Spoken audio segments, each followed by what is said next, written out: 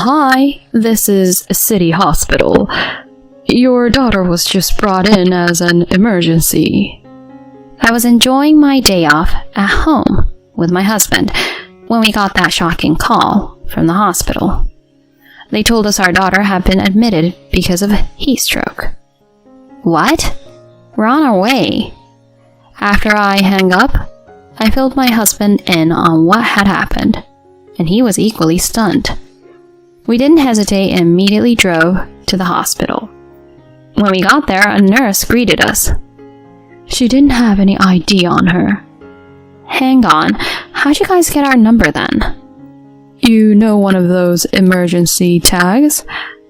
She had a keychain with your info on it, so we dialed that number. This threw me for a loop. I didn't remember ever giving our daughter something like that. The nurse reassured us. She's doing much better now. But when the nurse led us into the patient's room, I saw a girl I didn't know. Hold on, who is she? Right after I asked, the girl in bed lit up and shouted, "Dad!" Who would have guessed what craziness would come next? My name's Lucy. I'm a 36-year-old working mom. I married Dan 7 years ago after we were set up by a friend. We made it official after dating for 2 years. I've been with a big publishing firm since I graduated, while he's got a job at a smaller place. Aside from the fact that my paycheck's a bit bigger, we're just your average couple. A year into our marriage, I learned I was expecting. The morning sickness was brutal, making me feel nauseous and dizzy, so I had to rest a lot.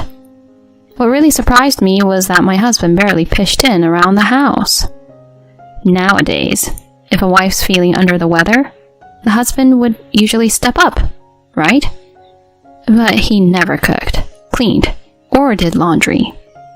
"Could you help with the laundry? I'm feeling super sick." I asked him once, but he just grumbled.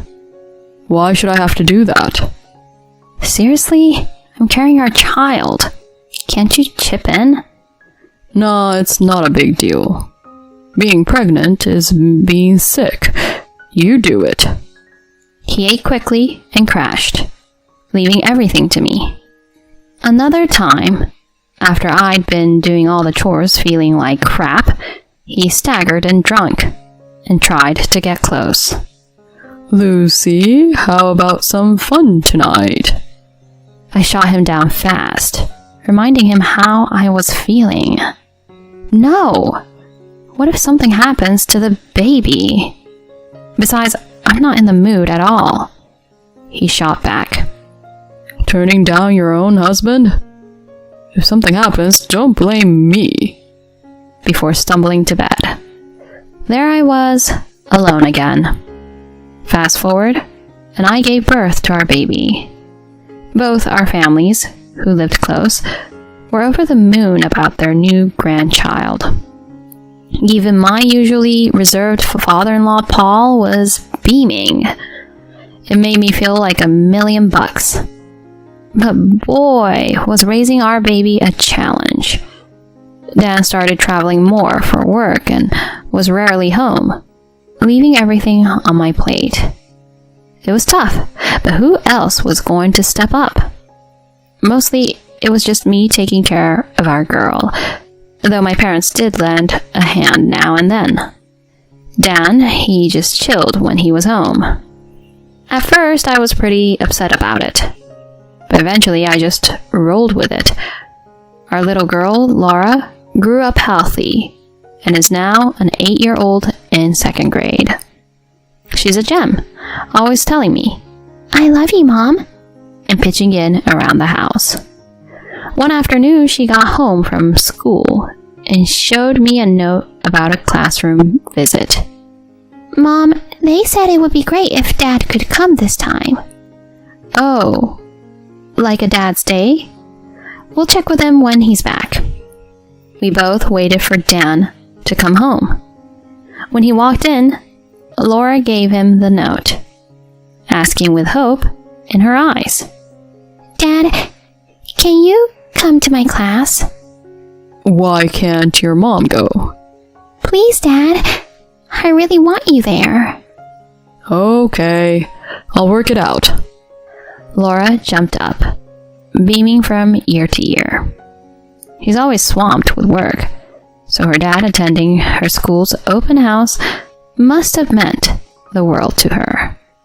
She was so pumped about prepping for the event, wanting to show her dad her best. Her excitement was really sweet.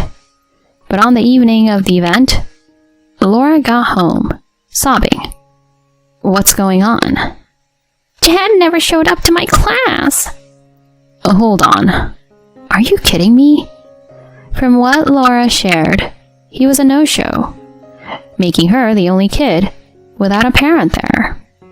I tried calling him right away. No answer. He finally staggered in late that night, reeking of alcohol. Hey, why'd you bail on Laura's open house?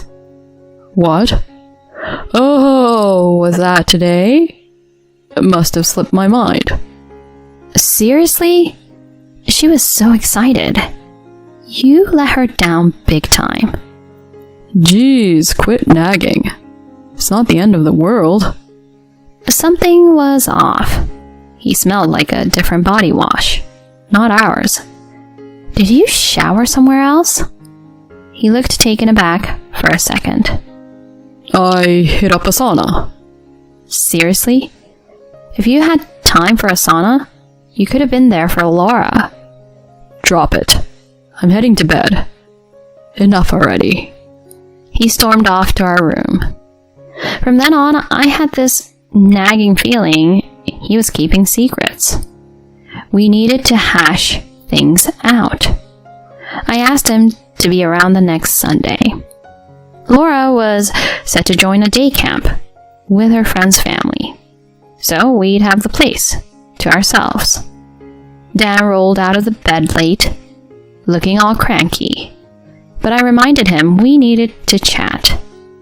As he begrudgingly sat down, he asked, So, what's up? Well, but just as I was gearing up to dive in, our landline buzzed. Talk about timing. I answered. Hello? City Hospital here. Your daughter was just brought in as an emergency. Say what? Apparently, a good Samaritan found her passed out on a sidewalk and dialed 911. The hospital thought it was a heat stroke and were running some tests. Oh no! I'll be right there. That's the city hospital, correct? After filling in Dan, we both, in complete shock, sped over to the hospital. What the heck happened at camp? Is she alright? My head was spinning with questions as I drove. When we got there, a nurse approached. You're Laura's parents, right? She didn't have any ID on her. Hang on. How'd you guys get our number then? You know, one of those emergency tags. She had a keychain with your info on it, so we dialed that number. That threw me for a loop. I never gave Laura any ID like that. How'd the hospital get our number then? Someone else must have given it to her. This is her room. She's doing okay now. The nurse led us to a room, but inside was a girl I'd never seen. Hold on, who is she? As I was trying to figure it out, the girl in bed chirped up. Dad, you're here! Excuse me? She was definitely calling Dan Dad. I glanced at him, and he was white as a sheet, lost for words. Hold on, why is she calling you Dad? Dad, who's she? Isn't Mom coming? I'm starving. I turned to the stunned Dan, shaking him. Okay, what's going on here? Well, this is, He struggles to find the right words. Getting closer to the bed, I spotted a kid's bag with a keychain hanging from it. This keychain had 2 handwritten phone numbers. Our home number was one of them. The other was a cell number I didn't recognize. But that handwriting was all too familiar. It was definitely Dan's. The little girl, looking up at me with those big eyes, had an uncanny resemblance to him.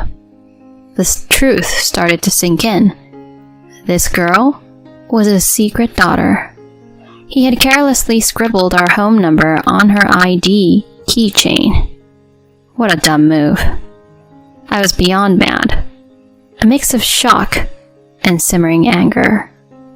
Given we were in a hospital, I kept my voice low and hissed at him. Don't even think about bolting. We're hashing this out, now. I quickly made a call. About a half hour later, there's Dan, looking spaced out, seated in the hospital waiting area. As I sat beside him, the folks I'd called up strolled in. Lucy, what's the deal? My in-laws hurried over. Seeing his dad, Dan looked like he'd seen a ghost. Thanks for coming, Paul and Susan. Your granddaughter was admitted here in an emergency. Is Laura all right? Did something happen to her? Susan's worry was palpable, and I just shook my head. No, it's not about Laura. Come again? Without a word, I just gestured towards the hospital room, and they took a peek, then returned. Lucy? Who's that little girl? Susan's face went white, and beside her, Paul looked baffled. That's Dan's secret kid. His what? The look they shared was pure shock. Susan edged closer to Dan. Please, tell me you didn't. Then I saw another woman, eyes wide as saucers. Dan? Molly? What's going on here? I had posed as a hospital worker and called the other cell number on the ID tag, bringing her here. I greeted her with a smile. Nice to meet you. Mind taking a seat? We should probably chat. In a quiet corner of the waiting area, Dan and this unknown woman sat down, with me and my in-laws in front of them. All right, Molly's mom, can you start by telling us who you are? She answered, sounding kinda distant. My name's Taylor. Okay, Taylor. What exactly is your relationship with my husband? Well... She hesitated, and when she went quiet, I shifted my gaze to Dan. So Dan? Spill. What's your deal with Taylor and the kid in that room? He just shook, looking at me, lost for words. Right as I was going to push for more, my father-in-law's voice cut through. Out with it. Dan just broke. Barely above a whisper, he confessed. Taylor and we had an affair. Molly's my daughter. I kept a straight face, but Susan started sobbing, and Paul just dropped his gaze, heartbroken. So what's the full story here? Break it down for me. He sighed. Okay, here's the thing. He began to share, albeit hesitantly. When I was pregnant, I dealt with morning sickness and wasn't up for getting close, which really bugged him. Around then, he started seeing his coworker Taylor, who went after him. The affair went on, and when our daughter Laura turned 2, news broke that Taylor was expecting. She decided to keep the baby, and he went along. He'd head over to her place after work, even making up business trips to spend the night. You've been deceiving me all this time? My voice was soft, but my disbelief was clear. And he had the nerve to snap at me. This is mostly on you for not being there for me when you were pregnant. Excuse me? Do you hear yourself? I didn't do anything wrong. Things just happened. Dan mumbled. Right then, Paul, who'd been beside us, got up and shoved him. Cut The nonsense. Whoa, Dad. It's clear you're the one at fault. Apologize to Lucy. Look. Taylor, who'd been quiet till then, finally opened her mouth. Dan and I are in love. Molly's the fruit of that love. Dan, leave Lucy and let's be a real family. He paused, then replied. Wait, I'm not thinking of divorcing. What's that supposed to mean?